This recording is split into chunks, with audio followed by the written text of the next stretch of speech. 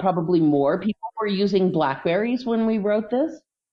And I think the interesting thing is the right about the same week this was published is when the iPad was announced. So mobile devices now are more than just phones. Of course, they're tablets and so on. So the advances that we couldn't even see yet, made things like mobility look kind of silly to some people at the time, but really, the technology advances in hardware made a big difference. Yeah, you bet. And the sort of ubiquity of computing. I want to just underscore something that you said there, Karie, about one of your predictions, which I when I was flipping back through this, I was like, this is crazy. And then I thought about it a lot, and I think it's actually quite prescient. Your prediction number 12 is that the people will elect their leaders. And I was like, oh, well, clearly that was wrong.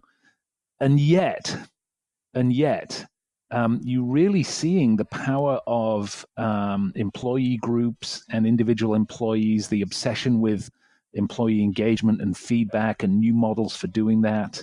You see things like Travis Kalanick from Uber, essentially kind of incurring the wrath of his employees because of his kind of work style.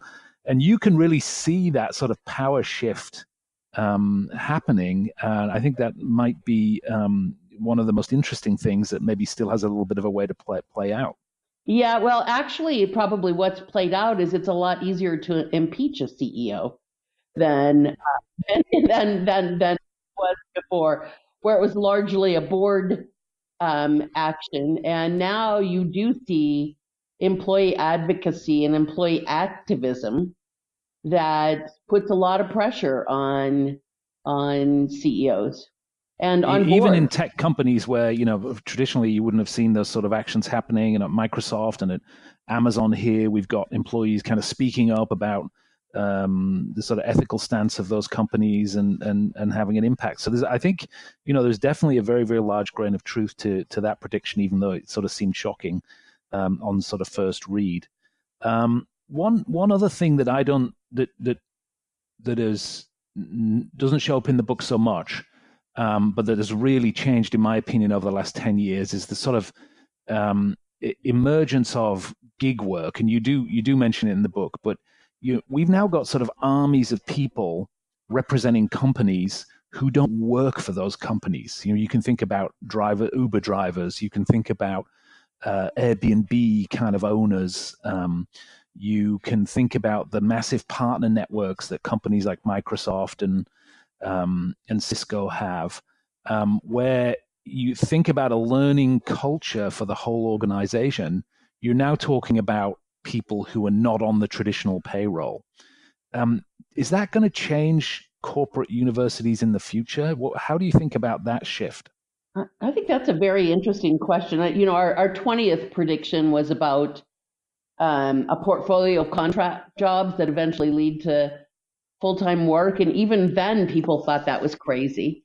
And I would say that's a really common path now. Uber's first ride was hailed in 2010. So that's, also kind of the timing of things that we were at there. I think companies are very interested in the ecosystem that supports them.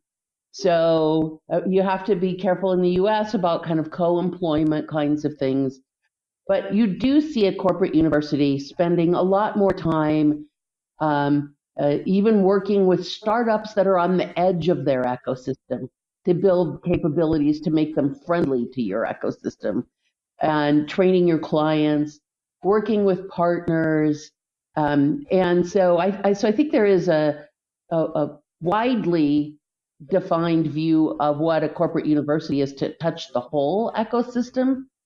And so that is different than 10 years ago, or it's doubled down in some companies more so than 10 years ago.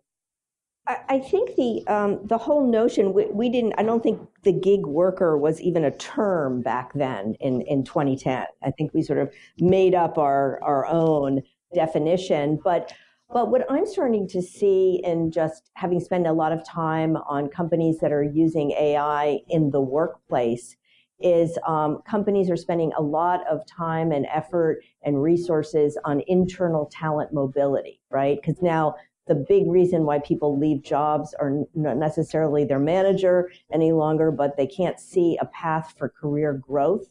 And some of the early adopters are launching these AI-powered internal talent mobility platforms and including the gig worker ecosystem into it.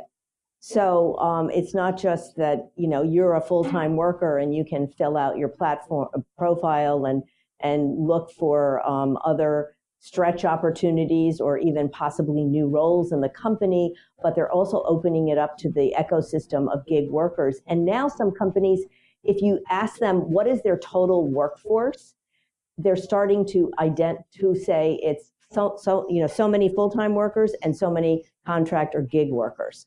And often the gig workers can be more than the full-time workers. So they have to look at this as a huge segment that needs a strategy around it. I think this might be one of the massive challenges facing HR and talent leaders as we get into the next decade. It's really, really interesting. But you touched on something there, Jeannie, that I want to go to when you mention AI and the ethics around AI. I think 10 years ago when you guys wrote this book, it was safe to say that there was a tremendous amount of enthusiasm around technology. It could do no harm. We loved the gadgets we were getting. Silicon Valley was, everybody wanted to understand how it operated. There's an incredible amount of enthusiasm that I think is shared in the book. But now it feels like we're at a slightly different point. There's a lot is written about AI and how it can amplify biases in its human developers. There is a lot of skepticism around how technology is changing the way that people communicate. The New York Times has this techlash column, or it seems a little bit like here in Silicon Valley we're in the crosshairs a little bit. What do you think that skepticism around technology, will that have an impact in the next 10 years? I actually think using AI in an ethical and responsible manner is going to be the number one issue for companies as they move forward. And we're starting to see it in the legal realm. In the state of California, there's a new bill that went into effect in January that is called the Bot Bill, bolstering online transparency, which means that if you have a bot answering an employee question and interacting with your employees or consumers, you have to disclose that this is not a human interaction. And same with a lot of the AI-powered video interviewing platforms. Laws are coming out that companies and vendors have to disclose how they're using the information, how long they're using it for. When we did our study with the 8,000 global leaders around the world, 80% of our respondents said that actually companies should ask permission first before they use their data in any way. And they need to communicate how they're using it and how long they're keeping it. So I do think that, and we're starting to see new job roles. Salesforce was the first company to create a chief ethics officer. And we're starting to see that in not necessarily reporting to HR, but reporting to the chief administrative officer of a company. So companies are really going to be in the spotlight. The good thing is I think AI has has the opportunity to really transform and augment humans, but you could transfer some bias to the algorithm, and companies need to conduct audits, and there might be some requirements similar to safety checks that we now conduct with automobiles, where we need to understand how these companies are auditing their data every year. Yeah, what's interesting is that because the algorithms are written by human beings in a lot of cases, and when you look at and what is the audience of people who are doing that writing, they're largely male, they're largely Caucasian. And so there's not even intentional bias of any type, but there can be bias in terms of or lack of sensitivity. And there are firms now that help you look at are there implicit biases in your software even, which I think are interesting. I think another really interesting dynamic is just almost the consumer side, not just about how's my data used, but how private do I want to be and how much privacy am I entitled to as an employee, as opposed to what can the customer, company have access to. And that goes all the way from like location services that might be embedded in your phone or within an app to how I disclose who I am and what I use. I mean, I think there's some enormous power in some of the Microsoft technologies that are coming out to look at my productivity and whom I connected to and what are my productive hours and my non-productive hours and my collaboration hours and so on. But that's also, you don't know, well, what's the company policy on how they're looking at that and what they're using and so on.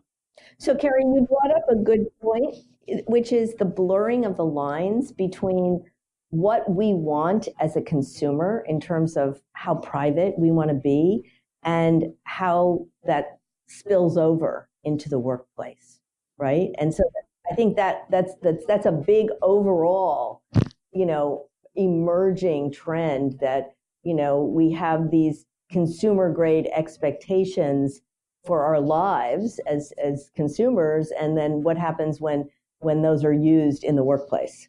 Brad Smith, who is the chief legal officer at Microsoft, has just written a great book called Tools and Weapons, in which he basically is quite extraordinary. You've got a company that's asking to be regulated. I think really these are going to be a lot of challenges in this space for talent leaders in the future. Mm-hmm. Well, our mayor of New York City, when he was, for the brief time he was running for president, proposed a tax on bots if companies,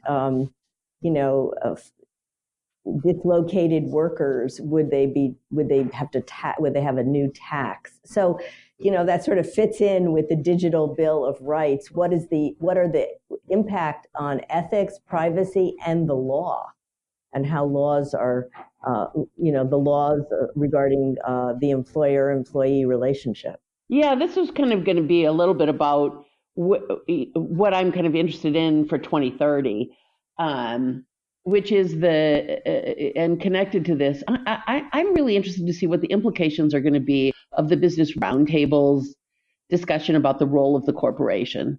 As you know, in the 80s, the position was the sole role of the corporation is to serve its shareholders. And they've come out with a statement now signed by a couple hundred CEOs, including Visa's CEO, saying that the role of the corporation is actually much broader, that we are part of the communities in which we live, that we have a role to play in sustainability of the environments in which we work, including employee development and so on. And I think, that big statement has been made, but I don't think we've really absorbed what it means inside HR, inside learning, or inside other functions as well.